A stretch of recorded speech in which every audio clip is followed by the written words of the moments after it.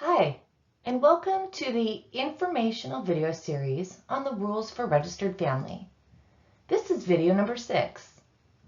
In this video, we will discuss behavior and guidance, prohibited discipline and actions, and physical restraint, home structure and safety, water supply and plumbing, prevention and management of hazards, maintenance and sanitation, and hand washing.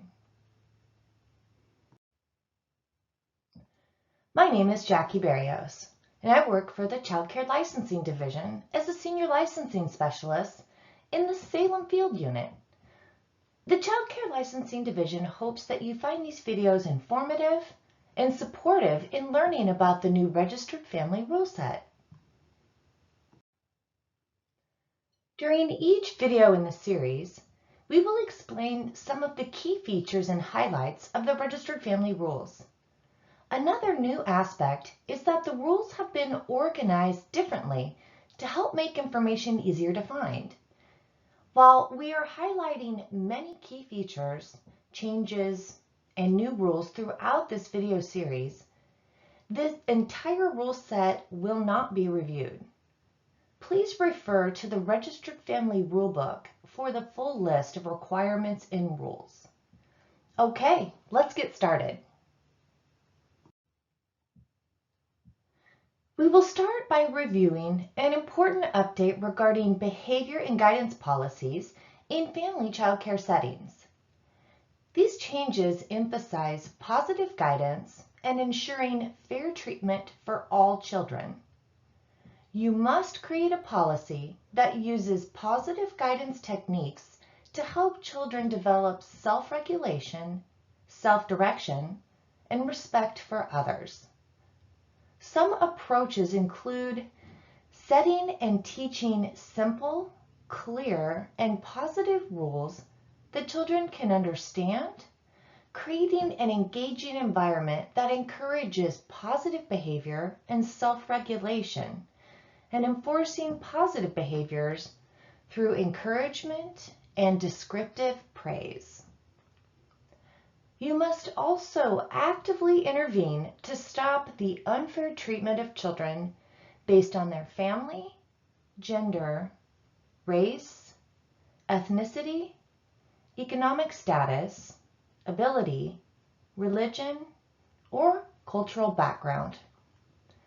This includes redirecting inappropriate conversations or behaviors and being aware of and responding to the unfair treatment of others.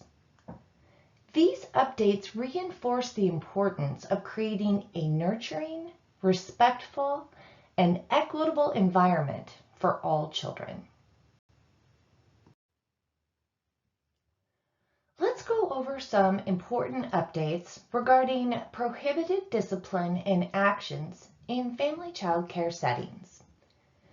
These actions are now more clearly defined to ensure that all discipline methods are safe, respectful, and developmentally appropriate.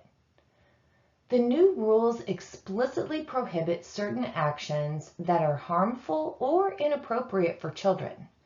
These include using food or foreign objects in a child's mouth as a form of discipline, exposing children to extreme temperatures, whether hot or cold, as a form of punishment, humiliation or name-calling, including the use of derogatory or sarcastic remarks that could damage a child's self-esteem, excessive physical exercise as a punishment, which could be harmful or unsafe for children, requiring a child to remain silent or inactive for extended periods, which is inappropriate for their development, removal from all activities as a disciplinary action, which can lead to isolation and emotional distress.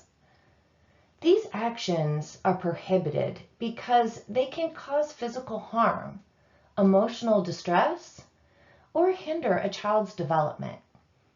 Instead, You are encouraged to use positive discipline strategies that focus on teaching, guiding, and helping children understand appropriate behavior. By following these updated guidelines, we create a supportive and safe environment where children feel respected and valued. We will now go over updates around the use of physical restraint for family child care providers. These changes emphasize safety, appropriate use, and documentation when restraint is necessary. Physical restraint does not include holding a child to comfort the child when in distress, or to move them safely from one area to another without the use of force, or assisting a child to complete a task if the child does not resist the physical contact. For example, helping a child to tie their shoe or to hold a pencil. A provider may only use physical restraint if a child's safety or the safety of others is threatened and the provider has already followed all behavior and guidance strategies outlined. If restraint is used, it must be as gentle as possible while still ensuring safety, limited to the shortest time necessary to regain control of the situation and be developmentally appropriate for the child. Providers must not use bonds, ties, blankets, straps, or weights, and must stop using restraint if they feel a loss of self-control or concern for the child's well-being. If physical restraint is used, providers must report the incident to parents and to the Child Care Licensing Division according to the rules, assess the situation to ensure the restraint was appropriate, and document the incident in the child's file, including the date, time, and duration, the caregivers involved, and the details of what happened before, during, and after using the restraint. If restraint is used more than once on a specific child, a written plan must be developed with input from professionals familiar with the child, and you must notify Child Care Licensing Division when the plan is created. The Child Care Licensing Division has created a document to help providers understand this new set of rules a little better. Feel free to ask your licensing specialist for a copy of the form PTA 0662. These changes ensure that physical restraint is only used as a last resort, is done safely, and is monitored for appropriate use. Next, let's discuss updates to home structure and safety updates that have been added to the rules. For programs licensed after July 1st, 2025, including address changes, every floor used for childcare must have 2 exits. One exit per floor must be a door leading directly outside to ground level.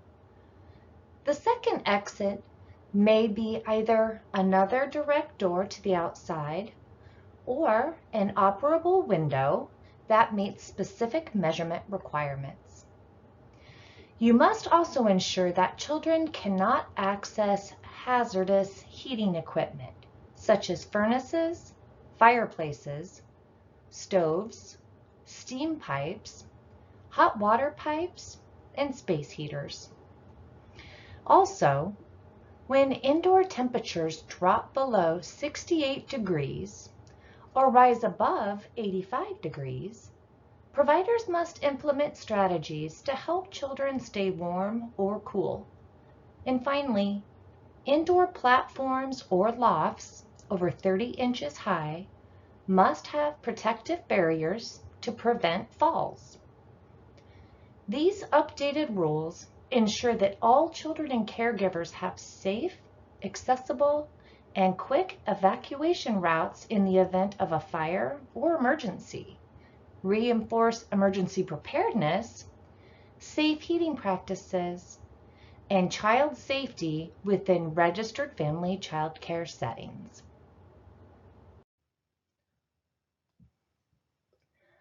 Now let's go over the updated rules regarding private wells in family child care settings.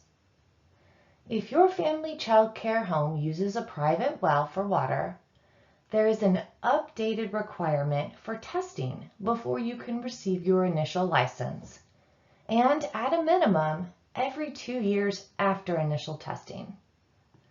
This ensures that the water used in the child care home is safe for drinking, cooking, and cleaning, protecting both children and staff from potential waterborne contaminants.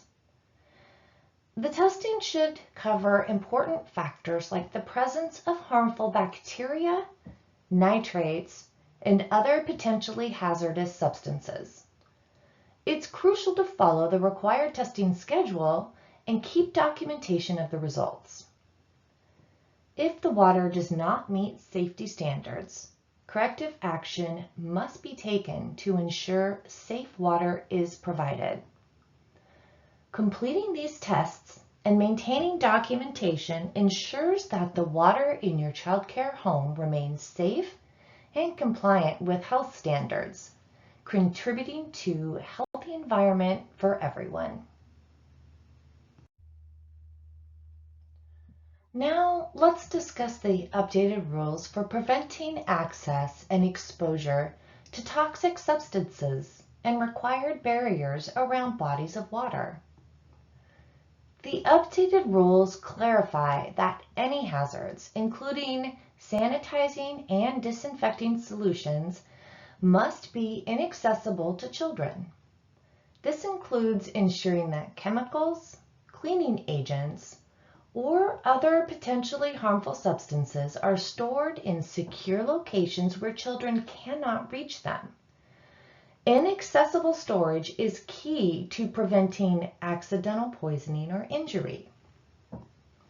Additional examples of hazards include lead-based paint, plumbing, or fixtures with lead, asbestos, and toxic mold. Access to these substances could pose serious health risks, and child care homes must take steps to eliminate or prevent exposure to these toxins. Also, the rules require that access to pools, ponds, and hot tubs be prevented with the use of appropriate barriers. These bodies of water are significant safety hazards, and it is crucial that they are securely fenced or otherwise blocked off to prevent children from accessing them. By ensuring that these hazards are properly stored and preventing access to dangerous areas like pools and ponds, you are creating a safer environment for the children in your care. Next, we have updated rules related to the cleanup of bodily fluid spills and the cleaning of bedding to ensure a clean and safe environment for the children in your care. You must have a clear procedure for the cleanup of any bodily fluid spills, such as vomit, blood, or urine. The cleanup process must be thorough and include disinfecting the areas to prevent the spread of germs and ensure the health and safety of everyone in the child care home. This rule helps prevent the transmission of infectious diseases and keeps the environment hygienic. Also, bedding used for sleeping or napping must be cleaned at least once a week and before being used by another child. This ensures that bedding remains free of germs and contaminants that could affect the children's health.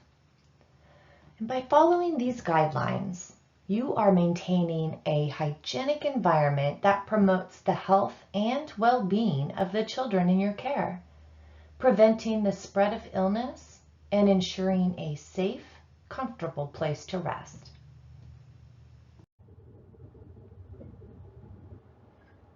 Let's go over a new update related to hand washing for children who may not be able to wash their own hands independently. For children who are not yet able to wash their own hands, you have the option to use a single-use cloth to wash the child's hands rather than requiring hand washing under running water. This provides a practical solution for younger children or those with physical limitations who cannot manage traditional hand washing on their own. The use of a single-use cloth helps ensure that hygiene is maintained without requiring water access for every child. After use, the cloth should be disposed of or washed thoroughly to maintain sanitary conditions.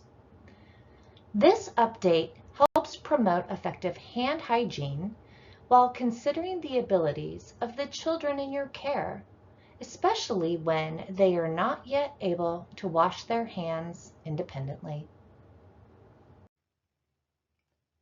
Thank you for watching this video in our informational video series. You can now move on to the next video in this series. If you have any questions, please contact your licensing specialist. For more information, visit our website at www.oregon.gov/DELC.